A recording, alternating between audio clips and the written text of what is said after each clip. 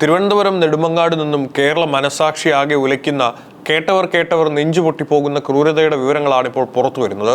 സ്വന്തം ചോരയിൽ പിറന്ന പിഞ്ചു കുഞ്ഞിനോട് ഒരു അമ്മയ്ക്കും അവളുടെ പങ്കാളിക്കും എങ്ങനെ ഇത്രയും ക്രൂരനാകാൻ കഴിഞ്ഞുവെന്ന ചോദ്യത്തിന് മുന്നിൽ പകച്ചു നിൽക്കുകയാണ് പൊതുസമൂഹം.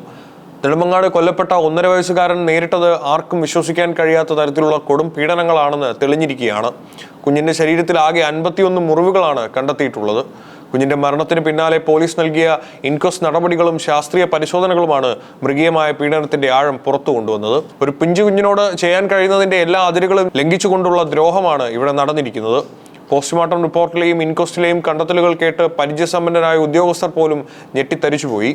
കൊല്ലപ്പെട്ട 1.5 വയസ്സുകാരന്റെ ശരീരത്തിൽ ആകെ 51 മുറിവുകളാണ് പരിശോധനയിൽ കണ്ടെത്തിയത്. ഇതിന്റെ ഭൂരിഭാഗവും അതീവ ഗുരുതരവും കുഞ്ഞിന് താങ്ങാൻ കഴിയുന്നതിലും അപ്പുറമുള്ളതുമായിരുന്നു. പ്രതികളുടെ ക്രൂരത കേവലം അടികളിലോ ശാരീരിക ഉപദ്രവങ്ങളിലോ മാത്രം ഒതുങ്ങി നിന്നിരുന്നില്ല. കുഞ്ഞിന്റെ ജനനേന്ദ്രിയത്തിലടക്കം ആഴത്തിൽ മുറിവേറ്റ പാടുകൾ കണ്ടെത്തിയത് പ്രതികൾ കുഞ്ഞിനോട് കാട്ടിയ കൊടും ക്രൂരതയുടെ തെളിവായി മാറിയിരിക്കുകയാണ്. ശാരീരിക ഉപദ്രവങ്ങൾക്ക് പുറമെ അതീവ ദാരുണമായ രീതിയിലാണ് പ്രതികൾ കുഞ്ഞിനെ കൈകാര്യം ചെയ്തിരുന്നത്. കുഞ്ഞിന്റെ പിഞ്ചു കാലുകളിൽ സിഗരറ്റ് കുറ്റികൾ അമർത്തിവെച്ച് പൊള്ളിച്ചതിന്റെ നിരവധി പാടുകളാണ് ഇൻക്വസ്റ്റിൽ കണ്ടെത്തിയത്. കരയാൻ പോലും ശേഷിയില്ലാത്ത കുഞ്ഞിനെ നിരന്തരമായി ഇവർ ഇത്തരത്തിൽ പീഡിപ്പിച്ചിരുന്നു എന്നാണ് പോലീസ് സംശയിക്കുന്നത്. ഈ കേസിൽ പുറത്തുവരുന്ന ഓരോ വിവരങ്ങളും മനുഷ്യ മനസാക്ഷിയെ മരവിപ്പിക്കുന്നതാണ്.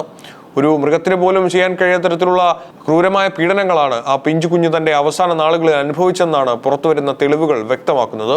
ശാരീരികമായ മർദ്ദനങ്ങൾക്കും പരിക്കേൽപ്പിക്കലുകൾക്കും പുറമെ കടുത്ത മാനസിക പീഡനങ്ങൾക്കും ആ കുഞ്ഞ് ഇരയായിട്ടുണ്ട്. കൊല്ലപ്പെട്ട കുഞ്ഞിന്റെ കുഞ്ഞുകാലുകളിൽ സിഗരറ്റ് കുറ്റികൾ അമർത്തിവെച്ച് പൊള്ളിച്ചതിന്റെ നിരവധി പാടുകളാണ് ഇൻക്വസ്റ്റ് നടപടികളിൽ പോലീസ് കണ്ടെത്തിയത്. ഈ ക്രൂരതകളിൽ നിന്നും കുഞ്ഞിനെ രക്ഷിക്കാൻ അച്ഛന്റെ കുടുംബം പരമാവധി ശ്രമിച്ചിരുന്നു എന്ന വിവരമാണ് ഇപ്പോൾ ബന്ധുക്കൾ പങ്കുവയ്ക്കുന്നത്. കുഞ്ഞിന്റെ അച്ഛന്റെ മരണശേഷമാണ് അമ്മ അഖില കുഞ്ഞുമായി മാറി താമസിക്കാൻ തുടങ്ങിയത്.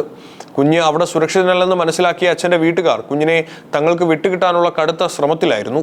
ബന്ധുക്കൾക്കിടയിൽ ചർച്ചകൾ നടക്കുകയും കുഞ്ഞിനെ കൈമാറാൻ ധാരണയാവുകയും ചെയ്തതാണ്. എന്നാൽ അതിനു മുൻപേ വിധി ആ കുഞ്ഞിന്റെ ജീവൻ കവരുകയായിരുന്നു. തർക്കങ്ങൾക്കൊടുവിൽ കുഞ്ഞിനെ അച്ഛന്റെ വീട്ടുകാർക്ക് നൽകാമെന്ന് അഖിലയുടെ ബന്ധുക്കൾ ഉറപ്പ് നൽകിയിരുന്നതായി മരണവിവരമറിഞ്ഞ് നടുക്കത്തോടെ എത്തിയ അച്ഛന്റെ കുടുംബാംഗങ്ങൾ പറയുന്നു. ആ ഉറപ്പ് പ്രാവർത്തികമാകുന്നതിന് തൊട്ട് മുൻപാണ് കുഞ്ഞിനെ അവർ അടിച്ചുകൊന്നത്. കുഞ്ഞിന് നേരെ നിരന്തരമായി നടന്നിരുന്ന ക്രൂരതകൾ ഒടുവിൽ പുറംലോകം അറിയുന്നത് അതീവ ദാരുണമായ ഈ സാഹചര്യത്തിലാണ്. പ്രതികൾ കുഞ്ഞിനെ എത്രത്തോളം മൃഗീയമായാണ് കൈകാര്യം ചെയ്തിരുന്നത് എന്നതിന്റെ തെളിവുകളാണ് ഇപ്പോൾ പോലീസിന് ലഭിച്ചിരിക്കുന്നത്. കുഞ്ഞിന് നേരെയുണ്ടായ ശാരീരിക ഉപദ്രവങ്ങൾ ഒടുവിൽ ബന്ധുക്കളുടെ ശ്രദ്ധയിൽപ്പെടുകയായിരുന്നു. കുഞ്ഞിന്റെ കൈയൊടിഞ്ഞ അവസ്ഥയിൽ കണ്ടതോടെയാണ് അമ്മ അഖിലയും പങ്കാളി അഷ്കറും ചേർന്ന് കുഞ്ഞിനെ ക്രൂരമായി ഉപദ്രവിക്കുന്നുണ്ടെന്ന സംശയം ബന്ധുക്കൾക്ക് ബലപ്പെടുന്നത്.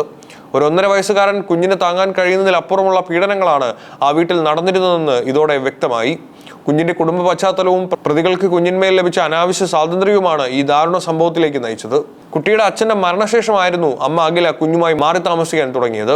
തുടർന്ന് നെടുമങ്ങാട് പങ്കാളിയായ അഷ്കറിനൊപ്പം ഒന്നിച്ച് താമസിച്ചു വരികയായിരുന്നു. ഈ കാലയളവിലാണ് കുഞ്ഞിന് നേരെ നിരന്തരമായ മർദ്ദനവും പീഡനവും അരങ്ങേറിയത്.